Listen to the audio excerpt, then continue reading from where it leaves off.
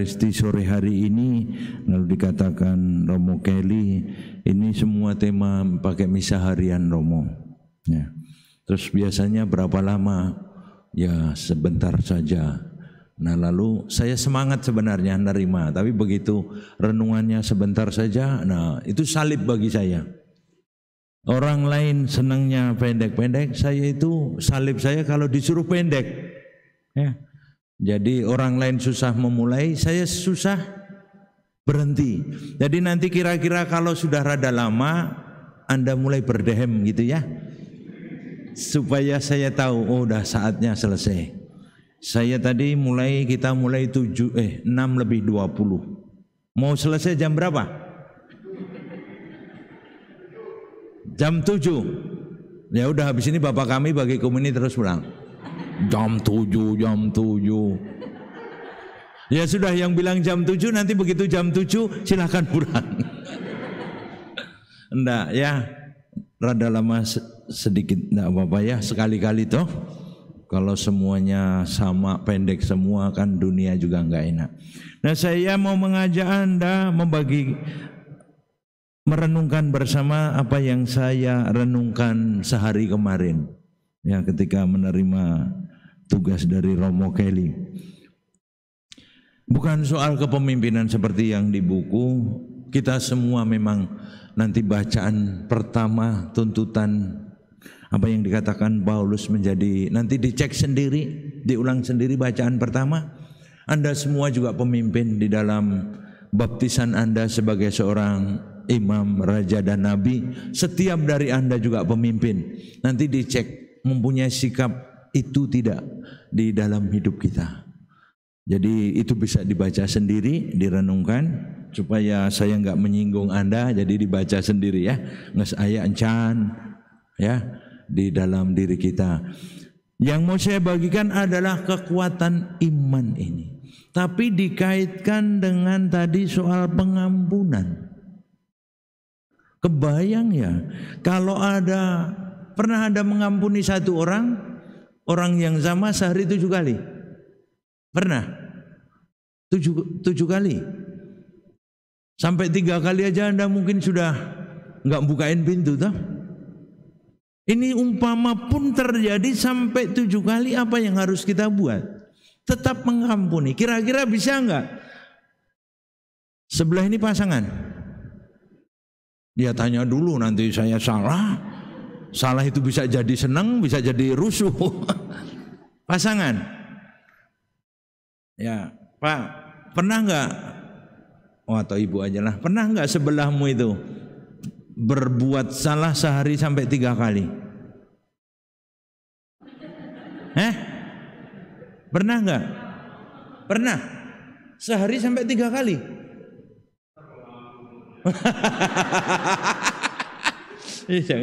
Nah, seandainya pun 3 kali ini belum dicontohkan, seandainya sampai 7 kali. Paling banyak berapa Bu? Sehari dia buat salah.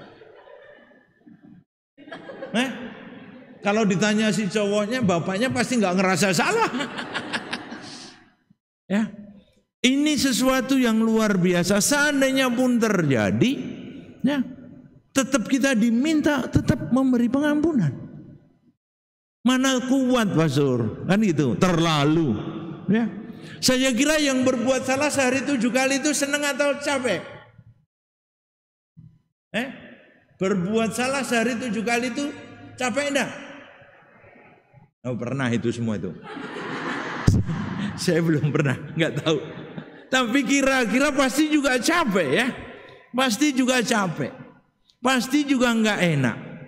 Nah, ini suasana yang ekstrim pun kalau itu terjadi. Apa yang harus kita ambil? Pasti tidak mudah. Tidak mudah. Dengan segala macam kelemahan kemanusiaan kita tidak bisa menerima. Tapi hari ini kita diminta itu. Ya. Untuk apa? Bukan pertama juga untuk si berdosa, tetapi ketika mengampuni itu kepentingan kita. Nah, ini menarik. Pendulumnya dirubah. Selama ini kalau kita mengampuni dosa, untuk si yang bersalah kan? Hari ini dipindah. Kalau kita mengampuni orang, itu juga berguna untuk diri kita, bukan hanya untuk orang yang salah. Berguna untuk apa, Pastor? Nah, ini dikaitkan mungkin hal baru yang mempunyai iman. Nah, itu untuk mewujudkan iman kita. Tidak kepikir ya bahwa mengampuni. Jadi ada hal baru mungkin yang kita terima.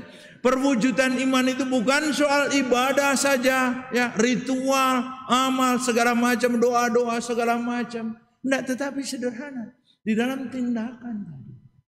Wujud iman.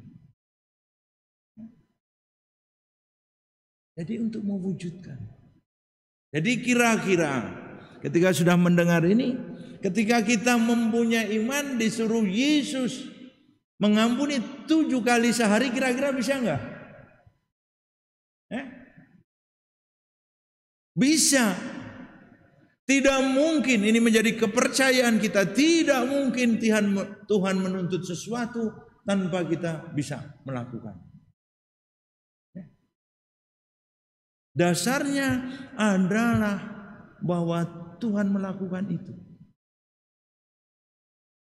Bukan cuma karena kita taat, ya, tetapi lebih bahwa ini kita mau mewujudkan iman kita dengan tindakan kita.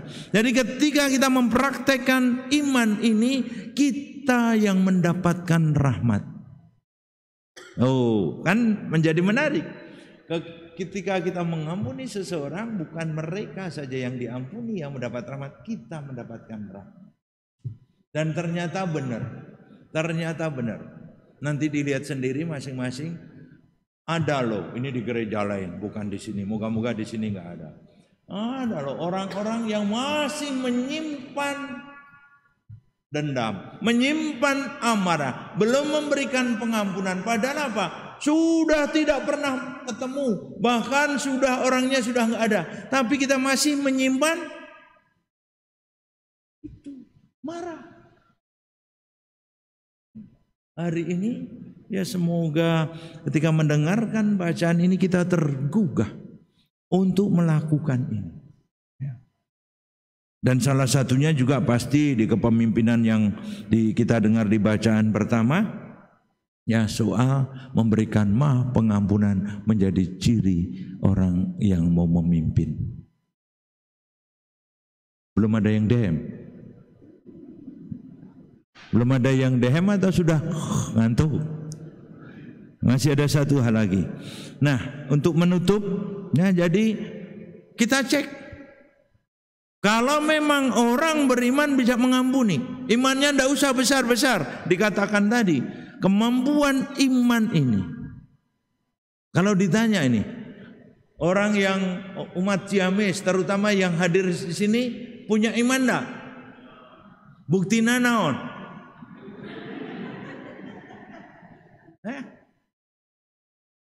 Buktinya harus mulai kita lihat itu.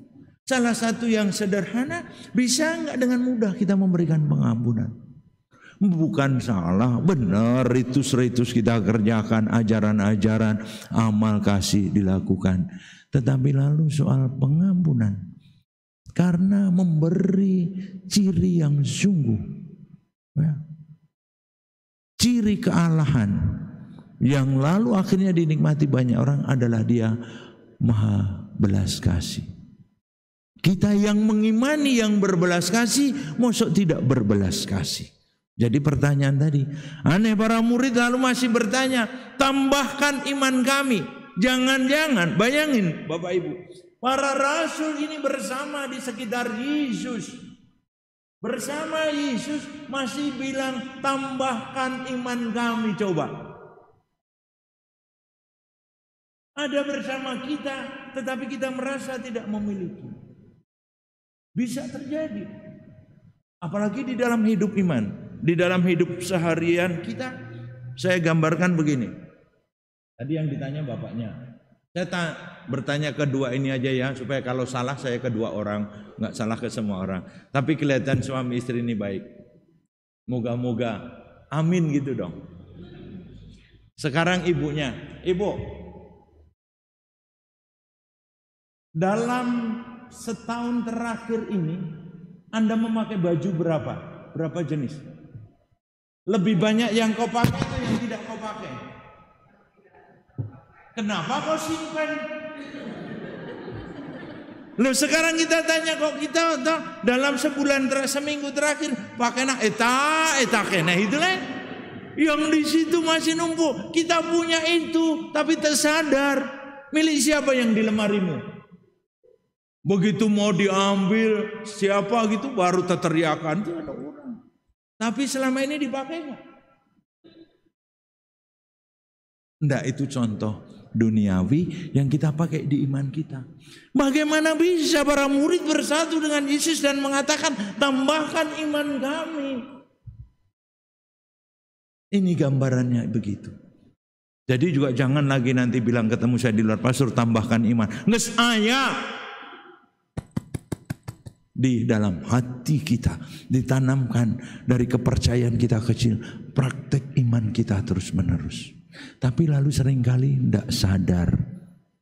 Sama upacara-upacara, ritus-ritus hanya lalu sekedarnya. Itu milik kita yang luar biasa. Sama juga mungkin pasangan kita, orang tua kita, anak kita. Kita baru merasa memiliki kalau tidak ada. Ya. Moga-moga sekali lagi bacaan hari ini mengantar kita kepada berkat-berkat yang selama ini ada di sekitar kita, terutama juga berkat iman itu. Kita seringkali menjadi ragu atas iman itu. Semoga kita semakin bertumbuh, semakin berbahagia. Amin.